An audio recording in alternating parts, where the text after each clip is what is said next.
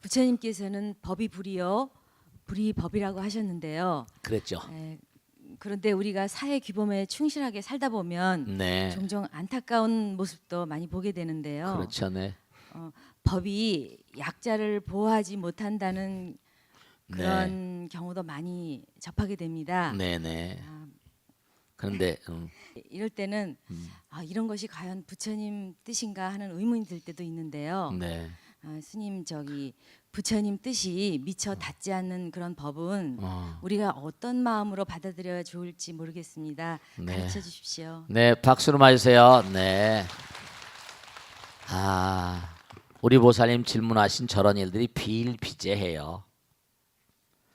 사실은 육법전서 가지고 인간의 모든 양상들이 해결되질 않아요.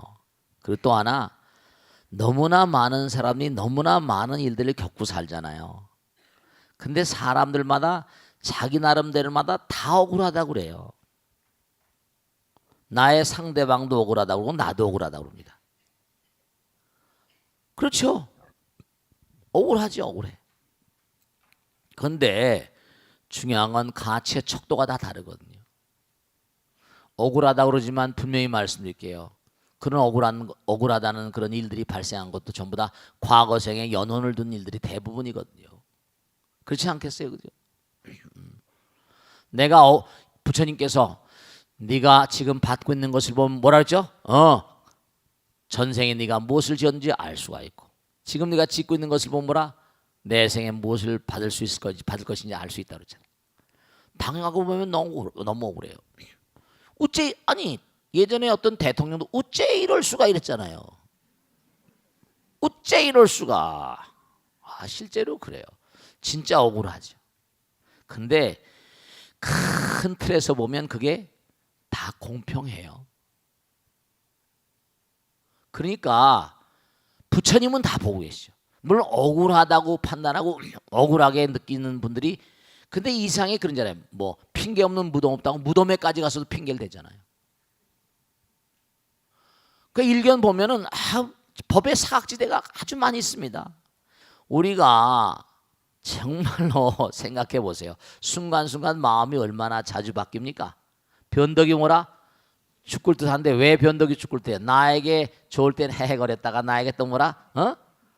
나에게 좀 뭔가 불이익 된다 그러면 금방 왕방울만하게 눈이 커져가지고 그냥 막 죽일 놈 살릴 놈 하잖아요. 마음이 평정하지를 못해요. 그러니까 법의 사각지대가 굉장히 많습니다, 여러분들.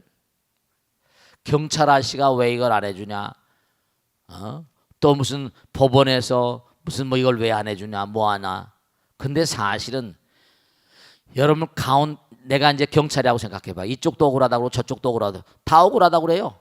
그래 안 그래요? 가해자가 피해자가 되고 피해자가 가해자가 되고 얼마든지 바뀌는 게 수도 없이 많죠? 그럼요.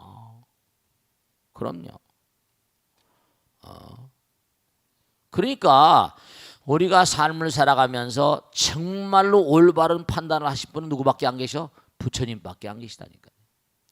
지금 당장 고통스러운 건요.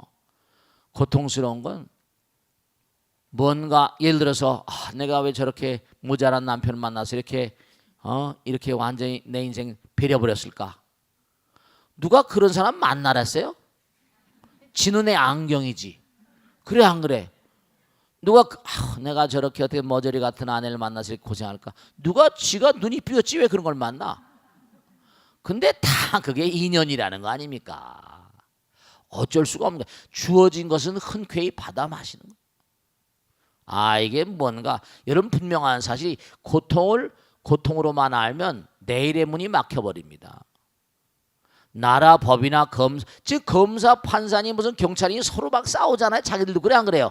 무슨 시의원이 무슨 사주를 해서 누굴 죽였네 살렸네. 근데 그 사람 수첩에 나오니까 누구 했는데 돈이 얼마 갔는데 어떤 사람은 경찰에는 얼마라고 검찰에는 얼마라고 그것도 말이 많잖아요. 그래 신문에 나는 거니까 계속 그래요.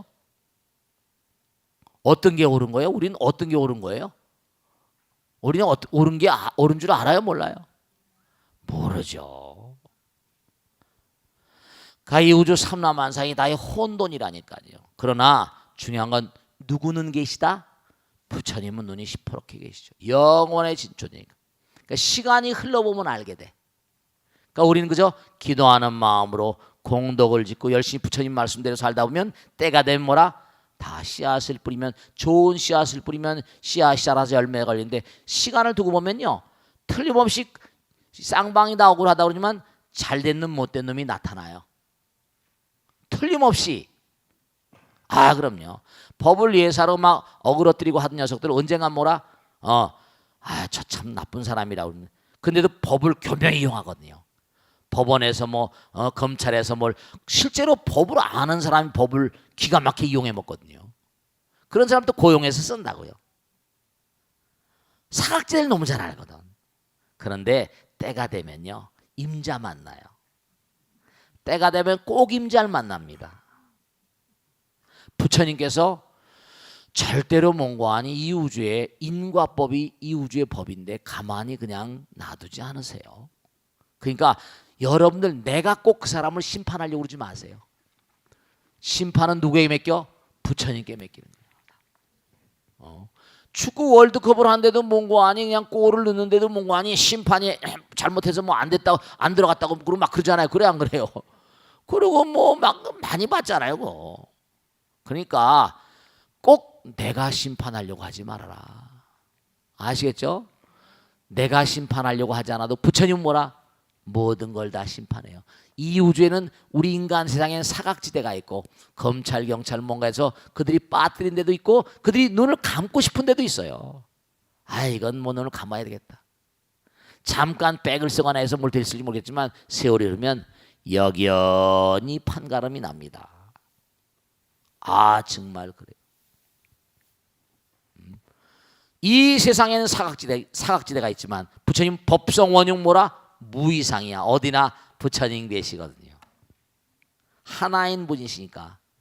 그러니까 제법부동 본래죠. 그분은 조용히 처리한다니까요. 법대로 다 지은 대로 다 우주의 법이 다 찍어 누른다니까요. 이게 다. 그러니까 구태여 내가 상대방을 심판하려고 들지 않아도 부처님께서 다 알아서 판단을 내리시고, 그가 또 그 업으로 인해 가지고 또 뭔가 고통과 아픔과 쓰라림을 받을 수밖에. 그도 살아가다 보면 또 지금은 당장 이긴 것 같지만 세월이면 어째 이런 일이 이렇게 되는 거예요. 또 그 친구도. 알겠습니까? 그렇게 하시고 너무 억울해하지 마세요. 웃고 넘어가세요. 그냥 웃고. 다 흘러가는 물 같은 거니까. 알겠습니까? 어떤 고통도 너무 괴로워하지 마세요. 그 고통을 느끼는 것만큼 손해입니다. 웃고 나가야 되는 거예요. 이런들 어떠하리 뭐라? 저런들 어떠하리. 이방원이가 어쨌든 간에 나라를 세웠잖아요. 어쨌든 간에. 백골이 진토되는 거 그것도 좋지만, 자기가 그냥 죽여놓고 또 정몽주가 충신이라고 막 계속 그냥 홍보한 사람이 이방원입니다. 대대손손이 뭔가 아니 충성을 다해야 되니까. 이방원이라는 사람이 태종이 정몽주 선양 작업을 해가지고 정몽주를 완전히 띄우는 사람이 이방원이에요. 그러니까 전부 다 그런 걸 아시고 말씀이죠. 구태여 내가 심판할 이유가 없다. 누가 심판한다? 부처님께서.